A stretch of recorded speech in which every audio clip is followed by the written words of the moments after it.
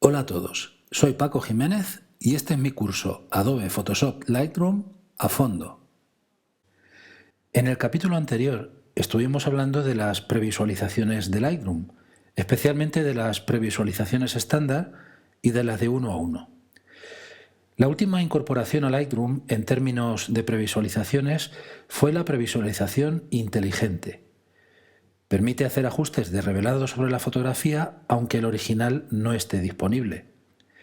Es decir, imagínate el siguiente escenario. Tienes los archivos originales de tus fotografías en un disco externo o de red de gran capacidad. El catálogo de Lightroom lo tienes en un disco interno de un portátil o si utilizas varios ordenadores para trabajar con Lightroom y tus fotos, en un disco externo que puedes cambiar de un ordenador a otro. Si generas previsualizaciones inteligentes para tus fotografías, o por lo menos para aquellas con las que estás trabajando, podrías irte de viaje con tu portátil y el disco donde tengas alojado tu catálogo de Lightroom y editar tus fotos aunque no tuvieras a tu alcance los originales. A la vuelta, cuando vuelvas a conectar el disco que los contiene e inicies Lightroom, los ajustes que hayas hecho se aplicarán automáticamente a las fotos originales. El asunto de las previsualizaciones es un factor importante, no solo en la funcionalidad que tendrás disponible con cada tipo de ellas, sino también en el rendimiento de Lightroom. Su existencia, tamaño y ubicación afectan al rendimiento. Colocar las cachés de previsualización en un disco rápido, preferiblemente un SSD, una unidad de estado sólido, es fundamental. ¿Y cómo colocamos las previsualizaciones donde más nos convenga? Pues es muy fácil. Son archivos que acompañan a nuestro catálogo de Lightroom. Los encontrarás en la misma carpeta de tu disco duro.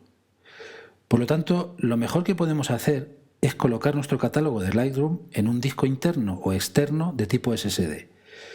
Si lo hacemos en un disco externo, deberíamos asegurarnos que lo conectamos a través de una conexión rápida, por ejemplo, un USB 3.0 o similar. Y algo que también deberíamos hacer para mejorar el rendimiento es prestar atención a que los discos que utilicemos para Lightroom, tanto para el almacenamiento de las imágenes como el catálogo o las cachés, tengan siempre como mínimo un 20% de espacio libre. Pero como estamos en el módulo revelar, la cuestión es ¿cómo afecta todo esto al revelado? Bueno, ya tenemos algunas pistas para mejorar el rendimiento de Lightroom. Pero hay que aclarar algún detalle más para aprovechar las previsualizaciones desde el módulo revelar donde se usan de un modo un poco distinto. Dejemos aparte las previsualizaciones en miniatura de la tira de diapositivas que solemos tener a la vista, también en este módulo. Quizás hayáis notado el siguiente comportamiento. Expandimos el panel de ajustes básicos. Prestad mucha atención a lo que ocurre en este panel cuando cambiamos la fotografía seleccionada.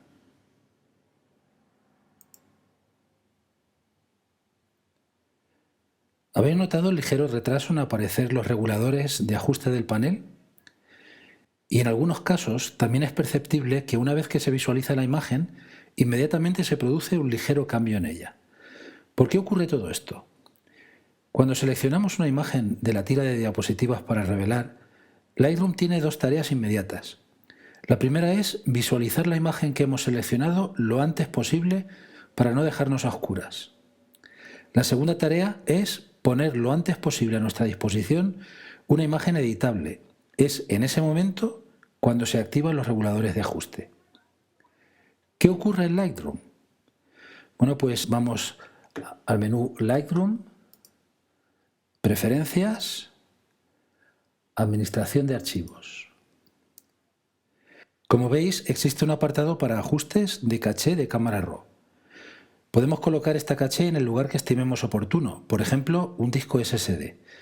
También podemos darle un tamaño adecuado que parece que para muchos usuarios es de 20 GB o más. Esto mejora ostensiblemente el rendimiento en el módulo revelar. Pero como veis, esta caché se llama de cámara RAW. ¿Qué pasa con otro tipo de archivo como los rasterizados? Y ahora algunos quizás os preguntaréis ¿qué es un archivo rasterizado? Bueno, vamos a cerrar esta ventana de preferencias. Dejadme que os explique antes un detalle sobre archivos RAW. Como muchos sabréis, Adobe creó su propio formato RAW que pudiera convertirse en una especie de estándar de facto. Bueno, pues el RAW de Adobe, el que lleva extensión DNG, tiene la capacidad de guardar datos de carga rápida para las imágenes.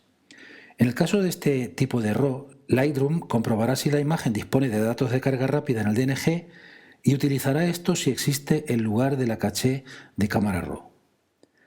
Volvamos ahora a los archivos rasterizados. Una imagen rasterizada, o bitmap, es aquella que está compuesta por una matriz de píxeles que forman la imagen, frente a, por ejemplo, una imagen vectorial que almacena vectores que definen líneas, polígonos y otras formas que componen una imagen.